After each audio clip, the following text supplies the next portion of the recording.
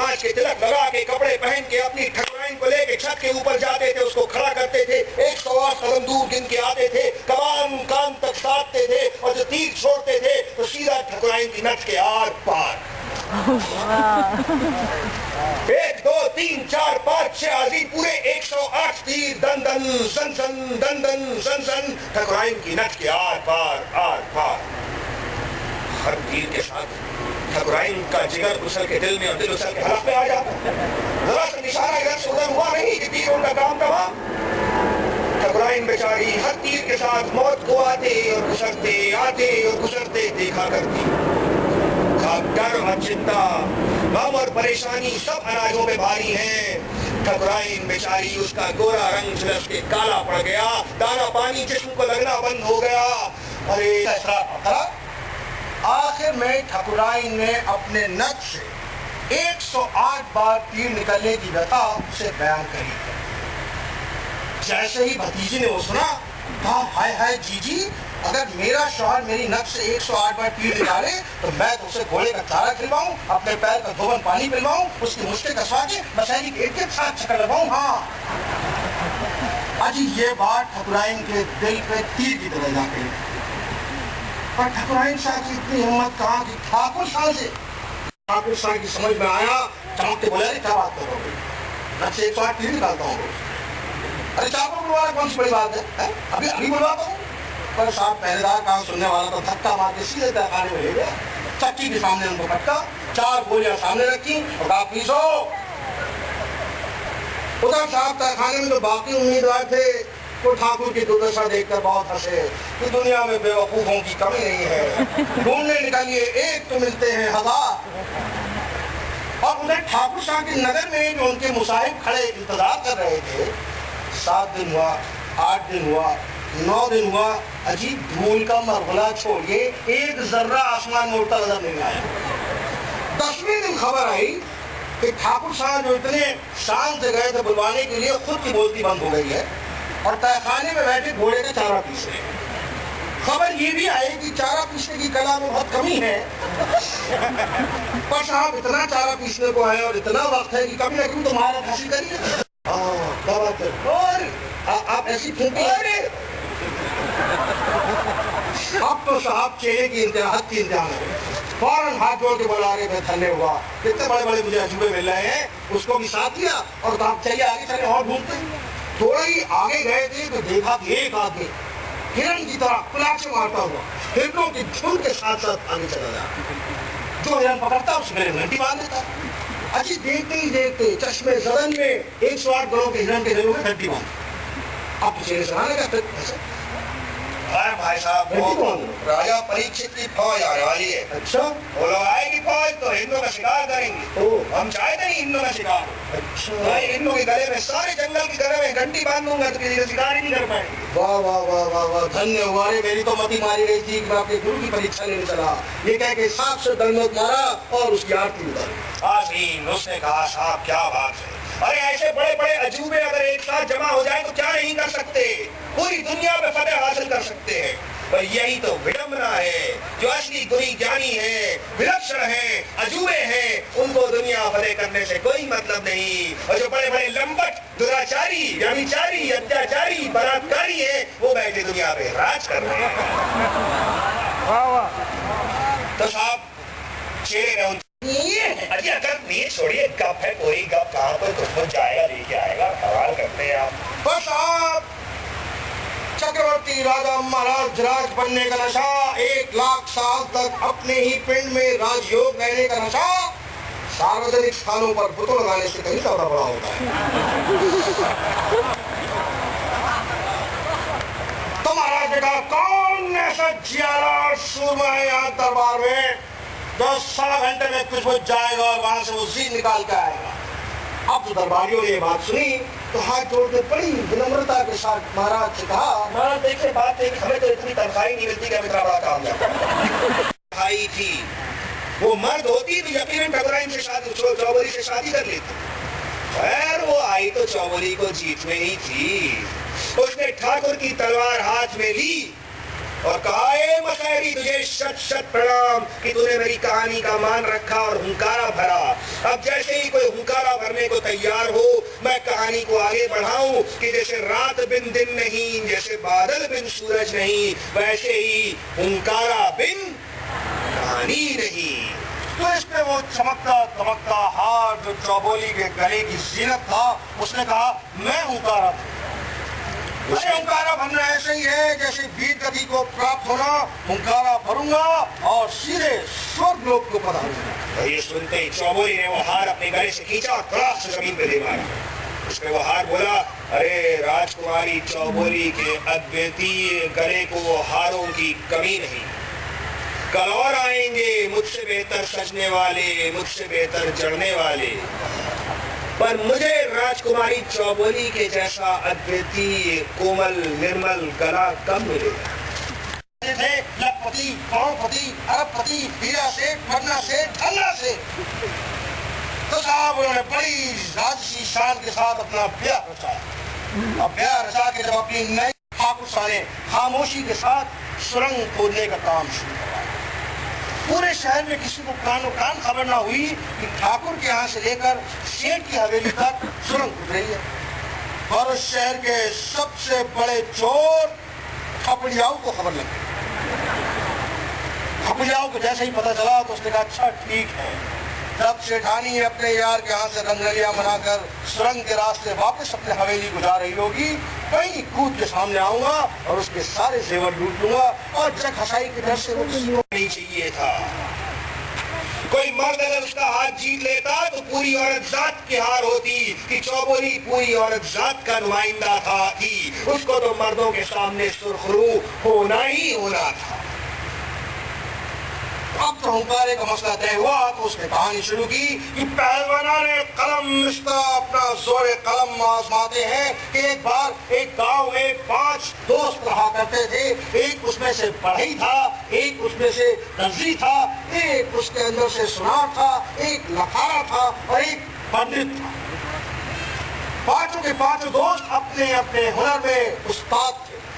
तो साहब आप जानते हैं कि घर के अंदर रह रहा साधु, रसोई में पड़ी सोंठ और बिल्ली के दास्तान गो, इनकी कोई इज्जत नहीं। तो पांचों दोस्तों ने आपस में तय किया कि साहब जब तक हम इस गांव में रहेंगे हमारी कोई पूछ नहीं होगी, कोई हमें सलाम नहीं करेगा। तो इससे अच्छा यह है कि बोलिया बिस्तर बांधो, नगर की तरफ निकलो और नगर चल के अपना झंडा फिर से डालो। ये तय करके पांचों ने अपना बोलिया बिस्तर बांधा और सफर में रास्ते में रात एक बावली नजर आई।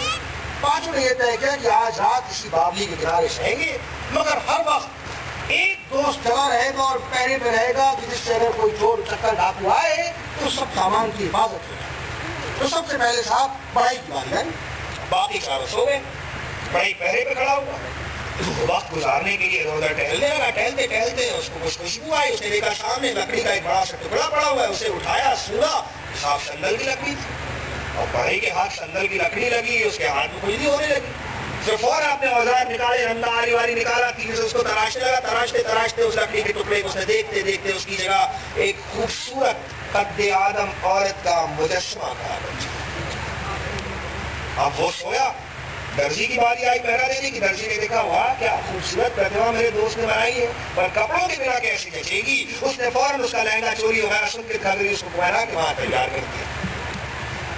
अब वो सोया तो सुनार की बारी आई। सुनार ने देखा जी वाह बड़ी खूबसूरत लड़की बनाई, इन लोगों ने कपड़े भी पहना दिए, पर जेवर के बिना कैसे बनेगी। बस उसने जो है उसके जेवर बांध के उसके कमरे से पूरे जिस्म में पहना दिए। अब सुनार सोया तो लखारे की बारी आई।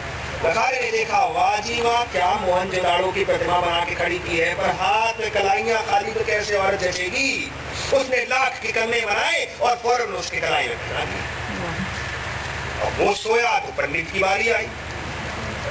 पंडित जी उठे, उन्होंने देखा जी वाह क्या ऐसा औरत का मुजस्समा है खूबसूरत कि अगर इंद्र की अप्सराएं भी देखे तो शर्मा जाए, पर बेजान है, ऐसा कैसे बनेगा। अब जो उन्होंने मंत्रोच्चारण करके उसने फूका तो वो मुजस्समा जिंदा हो उठा और ऐसा खूबसूरत था वो मुजस्समा कि जिसे देखकर सिपाही अपनी तलवार, शहंशाह अपना दिल, शहंशाह अपना ताज और निशान अपना दिल निकाल के रखते कि वो मुकड़ा जिसे देख मैं दाग खाए। वो नक्शा की तस्वीर को हैरत आए।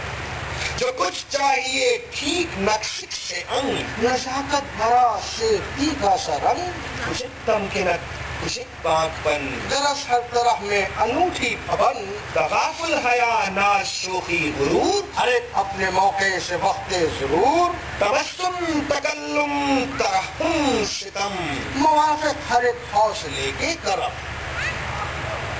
तो अब साहब पांचों दोस्त सो के उठे और देखा उस अप्सरा को, वही होनी चाहिए मेरे ससुराल में, वही हो गई तो मैं 11.5 रुपए का चढ़ावा चढ़ाऊंगा। और वो ना हुई भोलेनाथ तो मैं भी तुम्हारा बहुत बड़ा भक्त हूँ, यही तुम्हारी आंखों के सामने अपनी जान ले लूंगा। देखता हूँ क्या तुम में इतनी शक्ति है कि तुम अपने इतने सच्चे भक्त को अपने सामने कुर्बान होता हुआ देख सको। ये प्रतिज्ञा करके वो वहां से निकला, दोस्त को साथ लेके ससुराल पहुंचा। अब पता नहीं प्रतिज्ञा लेते वक्त महादेव ने धतूरा चढ़ा रखा था या भंग नशे में थे, पर उसकी प्रतिज्ञा का रत्ती बराबर मतलब भागिन रत्ती बराबर अब साहब वहां ससुराल वालों ने दोस्त को दोस्त समझने के बजाय क्या ऐसा बर्ताव किया जैसे दोस्त ना उसका नौकर हो। खाने पीने में, पहनने ओढ़ने में, लेन देन में, तोहफे तहफ़ में, पूछने में, हर चीज में उसके साथ सौतेला व्यवहार किया। राजपूत का ये सब देख के उसका दिल उछता चला गया। अपने ससुराल वालों में तो गुस्सा आ ही रहा था, पर सबसे ज्यादा गुस्सा उसे आ रहा था अपने इष्ट देव भोलेनाथ पे, जो सब कुछ जानते हुए भी कुछ नहीं कर रही थी। तो साहब उसने फैसला किया कि वो एक पल ससुराल में नहीं रहेगा। सास ससुर सालू सारे सबने हाथ जोड़ के कहा, भैया 2-3 दिन खिदमत करने का और मौका दो। उसने कहा कुछ नहीं, बाहुली तैयार हो, मैं अभी अपने गाँव लौटूंगा। ठीक है साहब, बाहुली तैयार की गई। अब उसके ऊपर नई नवेली दुल्हन, जाट उसका दोस्त, राजपूत, 2-4 तोहफे तहफ़ ये सब रखे गए और बाहुली जो सब। रास्ते में वही भोलेनाथ का मंदिर पड़ गया। तो मंदिर नजर आया तो राजपूत को अपनी प्रतिज्ञा याद आई। उसने कहा एक मिनट बाहुली रुको। बाहुली से उतरा, सीधे मंदिर के अंदर दाखिल हुआ। थी इसलिए चौबोली की ही जय जयकार होनी चाहिए। राजा रानी बहुत खुश हुए। राजा ने रानी से कहा, रानी चौबोली के ब्याह पे कुछ ऐसी धूमधाम मचाना चाहता हूँ कि 7 पुश्तों तक लोग उसका ब्याह याद रखें। बैठे सोच विचार करने लगे तो अचानक कुछ युक्ति ने सोची, रानी से पूछा, क्यों जी बताओ, ये आसमान में कितने तारे होंगे? हिसाब से तो 9 लाख होंगे। 9 लाख, हाँ। तो मैं सोच रहा हूँ कि 9 लाख सोने की मोहरें गरीब गुरबा में बांट। अरे वित्त मंत्री ने सुना सब पटक लिया। महाराज आसमान के तारों का कौन मोल लगा सकता है? अरे कौड़ी की असली बात कोई देनी चाहिए। तो उन्होंने अपना मर्दाना लिबास जो है तर्क किया और छोटी ठकुराइन बनकर सामने ठाकुर साहब आई। अब जो ठाकुर साहब ने देखा चीज सनसना गया, हाथ पैर की क्रोध जाने लगी, करीब था कि घस खा के जमीन पर गिर जाए तो उसने रोका और कहा, रुक जाओ, अरे घबराओ मत, तबीयत ठीक कर लो, तुम्हें कुछ हो गया तो एक साथ 3 दिन औरतें विधवा हो जाएंगी। 3 दिन औरतें? हाँ, 3 दिन औरतें। उन्होंने समझाया कि कैसे वो आई थी, वो कैसे चौबोली का हाथ उन्होंने जीता है। तो साहब चौबोली का नाम सुनते ही ठाकुर साहब की बात टपकने लगती। अरे ऐसे मत तो तुमको चौबोली के मुंह पे क्या नाखून तक नहीं देखने दूंगी जब तक मेरी शर्त नहीं पूरी करोगे। तुम्हारी शर्त? हाँ, मेरी शर्त। याद दिलाया उन्होंने ठाकुर साहब को कि घोड़े का चारा खाओ, पैर का 2 बंद पानी पियो और मुश्के कसवा के मशहरी के साथ चक्कर लगवाओ, तब फिर चौबोली की शक्ल देखने दूंगी। तो साहब ठाकुर साहब खुशी खुशी घोड़े का चारा आया, पैर का 2 बंद पानी चढ़ना अमृत समझ कर पिया और मुश्किल कसवा के दुलकी मारते हुए मशहरी के साथ चक्कर लगा। और जब सब कर लिया तो हाथ जोड़ के छोटी जगह से कहा, शेर कक्ष की बाहरी बात नहीं जानी चाहिए। अगर राज्य में किसी को पता लग गया तो मेरी मर्दानगी को कट्टा लग जाएगा। तो साहब फिर चौबोली, छोटी ठकुराइन, ठाकुर साहब सब सुख चैन से रहने लगे। बड़ी ठकुराइन की नक से तीर निकलने की आदत जो छूटी, यात्रा से उनको मुक्ति मिली, तो वो दिन रात इतनी फूलने लगी कि 2 ही महीनों के अंदर उनके लिए 2 मशहरियों की जरूरत पड़ गई। चौबोली के माँ बाप ने राजपाट त्याग दिया और चौबोली के हाथ सौंप दिया। ठाकुर साहब बड़े दिनों तक राज किया और कुशाल बुद्धि कहलाए। क्योंकि वो सारा काम चौबोली और छोटी ठकुराइन की मंशा और उनकी मौसरे से ही करते थे। तो आज इन दुनिया में जितने बड़े नामवर मर्द पैदा हुए हैं, याद रखिएगा, अरस्तु से लेके फरस्तु तक और सिकंदर से लेके फिकंदर तक, उन सब के पीछे केवल कोई चौबोली बैठी है, सिवाय हम दो आदमियों के, हमारा काम अपना रहा। तो आज ये चौबोली के 4 बोल, ये 4 सुखन हमने आप तक पहुंचाए। चौबोली के ये 4 बोल, चौबोली के ये 4 सुखन आप औरों को पहुंचाएं, ताकि चौबोली की ये सुखन, चौबोली की ये बोल आगे बढ़ते रहे, सुखन से सुखन निकलता रहे, बात से बात निकलती रहे, कि पिला मुझको साकी शराबे सुखन, कि मफ्तू हो जिससे बाबे सुखन, सुखन की मुझे फिक्र दिन रात है। सुखनी तो है और क्या बात है। सुखन के तलबगार हैं अक्लमंद, सुखन से है नामे निकोया बुलंद, कहाँ रुस्तमों की वो अफरासिया, सुखन से रही याद ये नक़्ल ख्वाब, सुखन का सिला यार देते रहे, जवाहिर सदा मोल लेते रहे, सुखन का सदा गर्म बाजार है, सुखन संग उसका खरीदार है, रहे जब तलक दास्ताने सुखन,